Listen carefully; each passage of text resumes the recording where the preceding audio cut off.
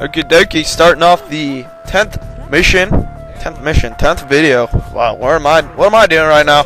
I'm already starting off this video on a bad note. The 10th scenario, the Battle of Falkirk. 10th video, 7th scenario, Battle of Falkirk. Put soap in my mouth now. I need some sort of discipline for those slip-ups. Anyways, shut up! I don't need your juvenile remarks at this point. I'm on my own now. It's just me and YouTube's. You gotta shut up, stop narrating this crap, and leave your outrageous Scottish accents. Yes, I do agree, Murph. I do agree. It is outrageous. But anyways, this is a good ending to the... I wish it was a little bit more climactic. At this point, it is a learn to play campaign. But at this point, you gotta be getting used to how this game is, how you run this game, what you be doing. Maybe you play some skirmish here and there. The 7th and final mission for the William Wallace campaign, and for how great it is in real life and how heroic it is for William Wallace to fight and be a martyr for, well, it wasn't really religious, but be a martyr, if you will, for the Scottish cause. That it should be more climactic. They should have like a gallows scene where he like breaks loose and you gotta run away and then regroup your army and then attack again. That would just, that would just blow me out of the water. I'm already astounded by the wonders of this game. Well, that would even crank it tenfold. Maybe someone should do that. I highly doubt that will happen because I do not like mods, and I appreciate if you guys, you're caring for what I'm saying. Say, oh, there's this mod for that. Firefox, you've done that. I appreciate that, but I'm not the biggest fan of the mod. I gotta go with the true gaming experience and the true game. Sorry, that's how I roll when it comes to gaming. Now, I do have preferences, but I'm not. I try not to be too stingy in my choice of games or way of running things in my world of games. Well, that's a battering ram. I do, and a bunch of spearmen. Even though they're spearmen, they just got pretty primitive weapons.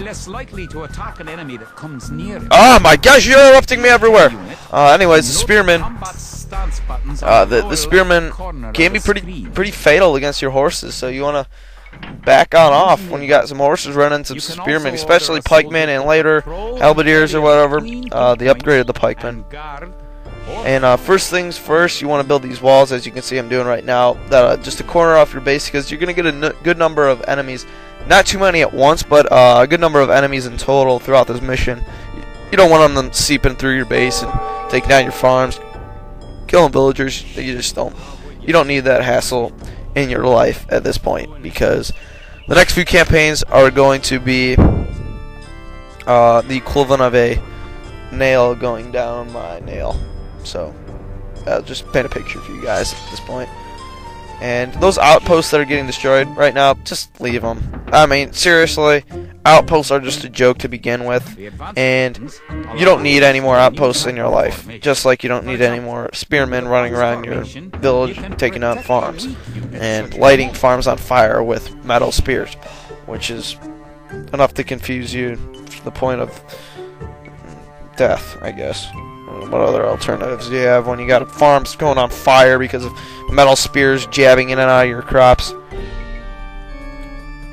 So, and what's good, you want to have about one or two villagers always on the stone in this level, just in case you don't have enough. Well, not just in case, so you have enough when it comes to the castle age, and because one of your objectives is getting the castle up in your base, because once you do get a castle up, William Wallace's reinforcements, yes, he does get finally introduced himself in this campaign.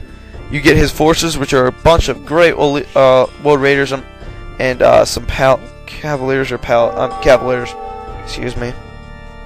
And don't be alarmed by those sporadic runs all over the place.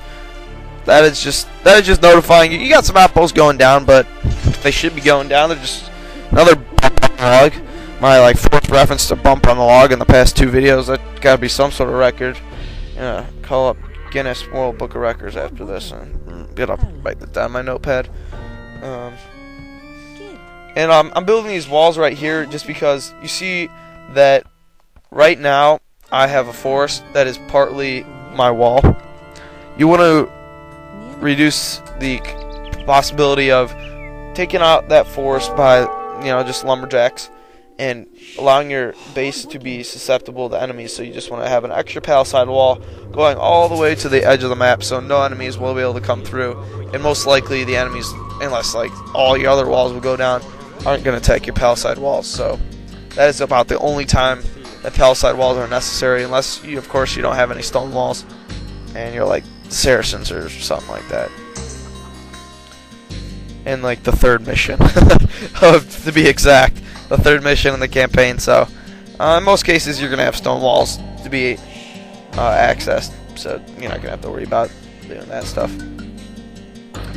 Basic strategy for this mission is just get the castle up as quickly as possible, get some defenses down, because William Wallace's reinforcements are going to be plenty for taking down the castle and the British base. That's all you have to take down. And once you get spies and treason, you can see all the British base, and that's really cheap because there's not too many villagers for the British, because 200 gold is equivalent to 1 villager, and that determines how much spies and treason cost each time you buy it. So make sure you take down any villagers you can to decrease that cost. And you're just going to need a couple more trebuchets to take down that castle, and that's all you need as far as militaristically. And so don't worry about researching too many things at the blacksmith, getting too many technologies at the barracks or archery range or stable. Just follow through with what you get from William Wallace's reinforcements, which you build that castle, and the trebuchet. So it's not too much of a problem for you. And it looks like we got a 17, a little bit.